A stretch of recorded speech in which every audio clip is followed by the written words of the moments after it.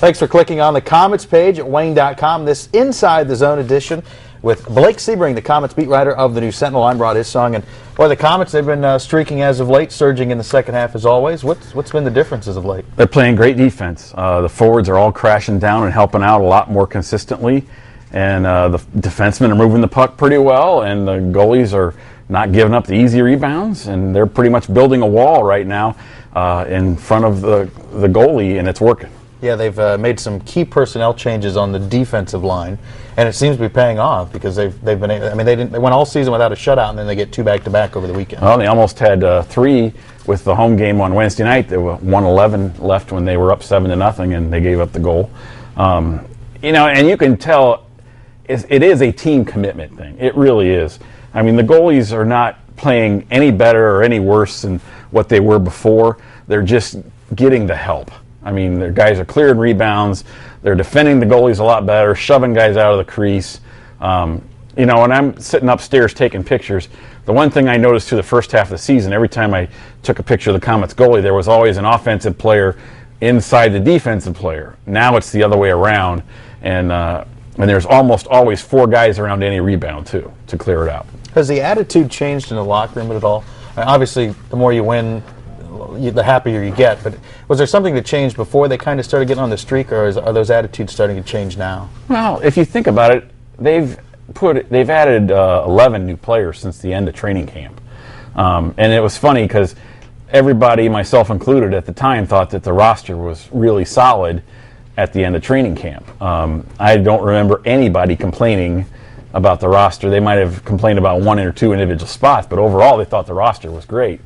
But they've turned half of the roster over, and they've upgraded each time, which is pretty good. I mean, that's pretty impressive when you can get a Tab Lardner who's got 19 goals in 30 games for you. Yeah, and you look at the moves that they made, and a tip of the hat to the Frankies for making the moves they needed.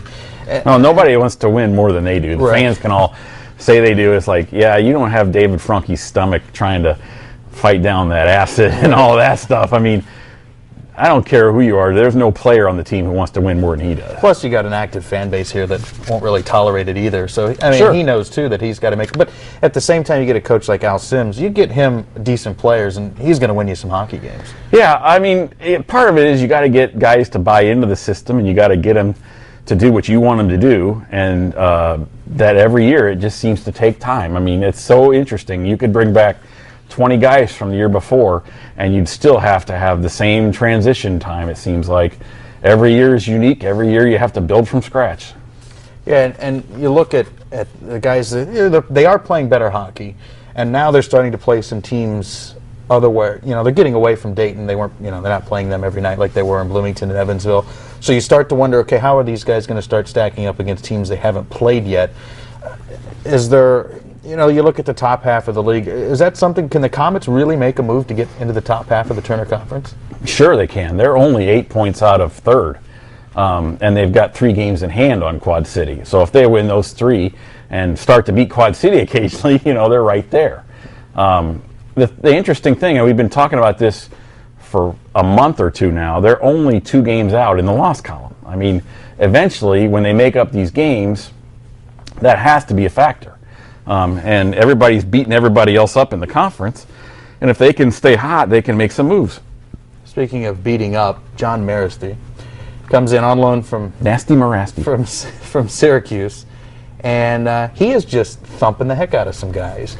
And you talk about, you see they're defending the goalkeepers better, and they have been pushing guys around a little bit more. Is that a product of him, or is that something as a whole that Sims kind of wanted to do? Oh, I think it's definitely something as a whole. One thing I noticed, Curro's back isn't bugging him. He's hitting a lot more. He had 8 shots on Sunday, 3rd game in 3 nights, and he led the team in checks. Bobby Phillips has been much more aggressive. Dustin Molly is a stud back there hitting. Craig Sescon. Guy was hitting like crazy. I mean, they know it's time to turn it up. I mean, they're not fools. And it really helps when you've got the forwards coming back consistently. I mean, that's who's going to play right now, is who plays consistent defensively, period. And they're all coming back below the dots, below the circles, and they're all helping out. I mean, there's not many offensive chances for the opponents if you've got 5 guys standing there between you and the goal.